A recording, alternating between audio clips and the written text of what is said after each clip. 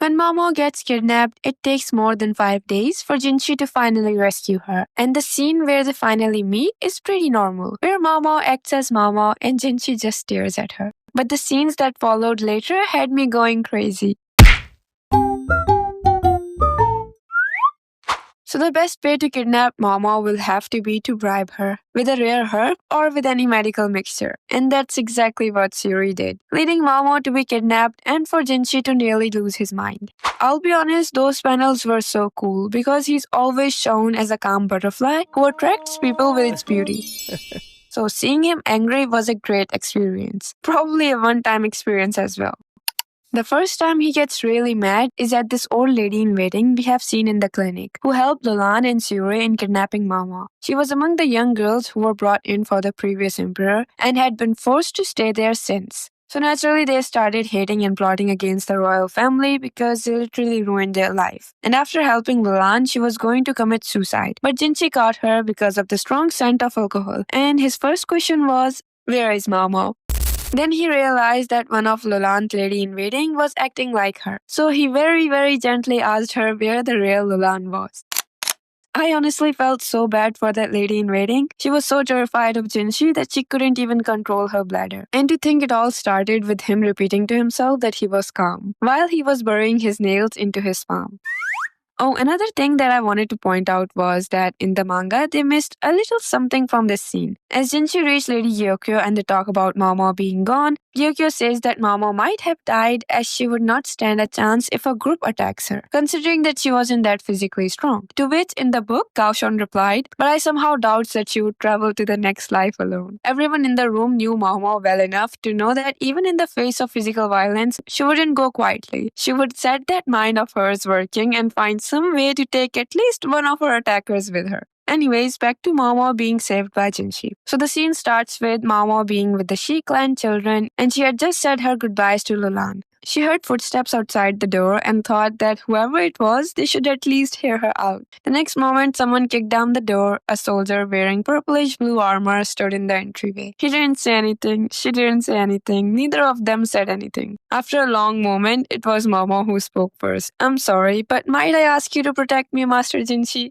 "Are you hurt?" Jinshi asked. He could see the blood on Maomao's clothes. Maomao brushed it off because the blood was obviously not hers. She just ate a snake. Jinshi didn't look like he thought this was any better, but Maomao found his expression oddly reassuring. It was so familiar. She felt the corners of her mouth softening into a smile. "Hey, is that?" Jinshi stepped closer and was about to say something, but they were interrupted by another set of approaching footsteps. And his expression changed so quickly. The look on his face was neither that of a eunuch, nor the somehow childish young man. The other man who had arrived called him by the title of a heir, and Jinshi cleared out that he no longer had that title, since the emperor and Lady Gyokyo had a baby boy. That's who he really is, Maomao thought. For a man who wasn't a eunuch to enter Rare Palace was a serious crime. Only those who shared blood with the emperor or who had his specific orders could do so. "You seem to have aged a good deal, Master Jinshi." She spoke rather softly, yet he glanced in her direction with what she took as annoyance. Then Jinshi asked the soldier if Lihaku was there, and when he finally arrived, Jinshi says, "I'm leaving this in your hand," as he left. And after that, he gets kidnapped by Lolan and gain a scar on his cheek. Off topic, but if you want me to summarize the whole Shi arc, I can do that, or at least I can try. I mean, it was one of the most interesting arcs, and it's also one of my favorite ones, so tell me if I should do that. Back to Jinshi and Maomao. So Jinshi returns after watching the best show of his life, which was Lolan dancing, getting shot, and then falling off, disappearing into the snow. I have to admit that Lulan's character was one of the best side characters written, and she was smart, brave, wise, and just amazing. And I think she was definitely an anti-hero rather than a villain. And even after moving to the new volumes, I still missed her, Maomao, and Xiaolong together. However, I find it heartwarming that she was Maomao's best friend, someone who our girl literally cried for, someone who the writer can bring back anytime if she wants, because she isn't actually dead. At first, when I read the novel, I was a little doubtful, but after reading the GX manga, I'm satisfied that she's still alive.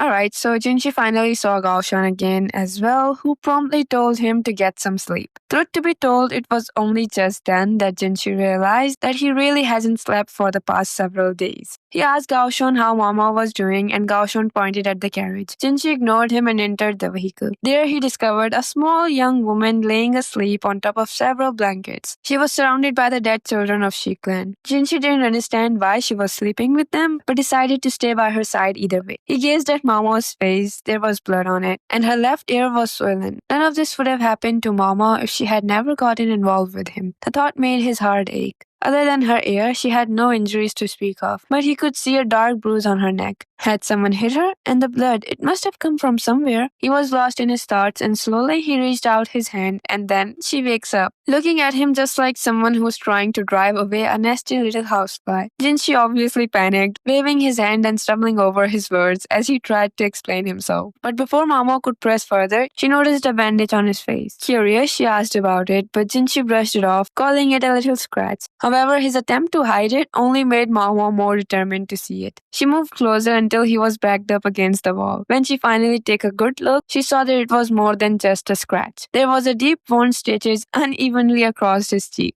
Then she realized that Jinshi had been involved in the fighting. And when she questioned why he put himself in danger, he simply said that he couldn't sit back while others fought. This annoyed Maomao, who argued that someone as important as him shouldn't take such risk. Jinshi only smiled bitterly, mentioning how strong his companions were when they needed to be. But he looked really exhausted, much more than Maomao. When she asked him to relax, he lay down beside her. Annoyed, Maomao insisted that he shouldn't stay there, especially with the children of the Shi clan sleeping nearby. But Jinshi ignored her, pulling her wrist gently and making her sit beside him. He noticed the bruise under her collar again and frowned, asking her what happened. Maomao, being Maomao, brushed it off, saying that she met someone unfriendly. However, Jinshi's expression turned cold when he realized that she'd been attacked. Then he lightly ran his finger over the bruise, causing her to flinch. Maomao quickly pulled away, fixing her collar, but Jinshi wasn't done. He insisted that she shouldn't get a scar, to which she replied that the same should go for him. But he dismisses her concern, saying that a scar doesn't matter for men. Maomao found this amusing and told him that, if anything, his scar makes him much more manly. Jinshi seemed caught off guard by her words, looking away awkwardly. Now as they sat together, he slowly leans in closer. His tired eyes had a sharp, almost wild look. When I looked at your injury, I meant to act as calm as I could, he said. His face got closer and closer to hers. She could feel the heat of his breath on her skin. I'm surprised. I think I seemed calmer than I expected. Maomao felt trapped against the carriage wall. She tried to distract him by offering to redo his stitches, but he dismissed it, saying that he could wait another half hour. She struggled to move away, but he was stronger. And just as their faces nearly touched, a sudden noise broke the moment, and Jinshi jumped in surprise. They turned to see the source of the sound. It came from where the children were resting. Yep, obviously they weren't dead. Maomao quickly checked on them, feeling their wrists one by one, until she finally found a faint pulse in one of them. Realizing what was happening, she remembered what Lalan had just said about certain insects that could survive winter by going into deep sleep. Maomao remembered the resurrection medicine Yuri talked about and immediately started massaging the children's bodies, trying to bring some heat to them to bring them back. She asked for hot water and warm clothes, and Jinshi, though surprised, quickly understood. And then he chuckled, realizing that Lalan had outsmarted him as well. But seeing Maomao's determination, he hurried to get what she needed. As she focused on reviving the children, Jinshi leaned closer and whispered, "Can we continue this later?" Too busy to argue, Maomao simply nodded, knowing that she had more important things to do at that moment. And fortunately for Maomao, that night ended there. But obviously, our boy was not going to forget about this or let this end so quickly. So fast forward to Maomao being back in her home in Pleasure District. Since leaving the Shi stronghold, she hadn't seen Jinshi. Not that she could just go up to him and ask for a meeting. A man who had led an army and had a scar to prove it couldn't continue pretending to be a eunuch in the palace. She knew Jinshi didn't need her, and even if she had been there, she doubted that she could have done much to help. Now that he was no longer acting as a eunuch, he had no reason to keep someone like her by his side. It was better this way, she thought, and now at least back at the apothecary, the madam would stop trying to sail her off. She was exhausted. The previous night she had spent hours making medicines, testing them on herself to get the right effect. But over the years, she had built up a high tolerance for pain that the results weren't even clear to her. She figured that she needed a deeper cut to be sure and prepared to test again. Just as she was about to press the knife against her finger, a voice interrupted her. She turned to see Jinshi standing there with Gaoshun and the madam. Putting the knife away, Maomao casually asked if he was done with his work, and like always, he replied that everyone deserves a break sometimes. The madam, acting overly polite, served them with the best white tea and expensive sweets, usually served for important guests. Something felt strange to Maomao. Jinshi finally removed his mask, revealing his perfect features, except for the scar on his cheek. Maomao, unfazed, straightened a cushion and sat it in front of him, then served the tea and the snacks. Jinshi began to complain about his troubles, mentioning how difficult it had been dealing with the newly acquired Shi clan territory. Maomao had already heard most of it, so she got lost in her own thoughts when Jinshi suddenly spoke up, annoyed that she was ignoring him again. Apologizing, she refocused, but Jinshi had something else on his mind. He reminded her of the promise that she had made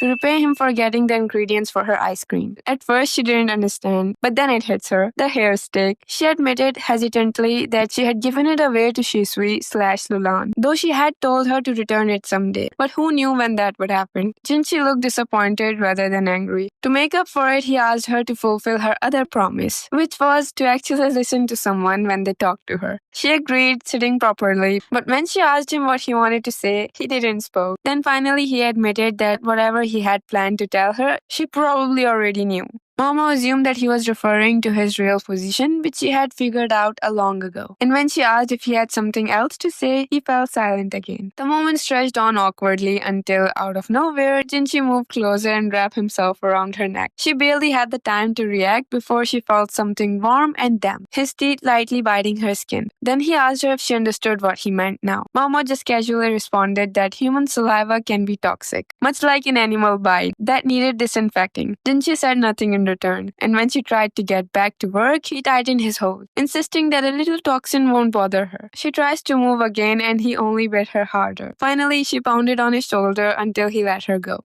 Now I know that GX version mostly focuses on the mystery part more, so this scene is obviously not as detailed as compared to how it would be in the official version, which I can't wait to see. And it's not a Jinma moment without anyone disturbing them. So just before the moment escalated, a loud crash came from the window. Cao Yu, looking very pleased, proudly held up a lizard. He had remembered that Maomao wanted one. Overjoyed, Maomao rushed past Jinshi and placed the lizard into a jar, completely ignoring him on the floor. She handed Cao Yu a chunk of brown sugar as a reward, and he ran off happily. Jinshi, still laying there, muttered something about how he should have sent Cao Yu to the gallows. He was definitely sulking. She also noticed that the madam and Gaoshun were by the door. They seemed to be eavesdropping. The madam quickly recovered, and Maomao instructed her to prepare a bedroom for Jinshi. The madam clicked her tongue in disappointment, but did as she was told. Jinshi still hadn't moved, and when Maomao knelt down to check, he suddenly pulled her closer and rested his head on her knees, wrapping his arms around her. And then he didn't respond when she spoke. Whether he was asleep or just pretending, she wasn't sure. With a sigh, she picked up her pestle and returned to grinding medicine. The scent, mixed with Jinshi's steady breathing, filled the quiet room. She knew that her legs would definitely fall asleep, but she still stayed. Why, you might wonder? Well, the answer is obvious. She cares about Jinshi, at least a little more compared to the beginning. This was what the artist Kurata drew and showed us. And like always, there were far more many things that were in the light novel. So if you want to know about that, check out this video. It's in more detail. And after that, I can bet that you'll find them cute too. Okay, that was all for today's video. Thank you for listening to me. Take care of yourself and goodbye. No, you'll never be the same. I don't really wanna hurt you, but I can't control the pain. If you're sticking by my side, maybe we could be okay. Okay, maybe you could be the change.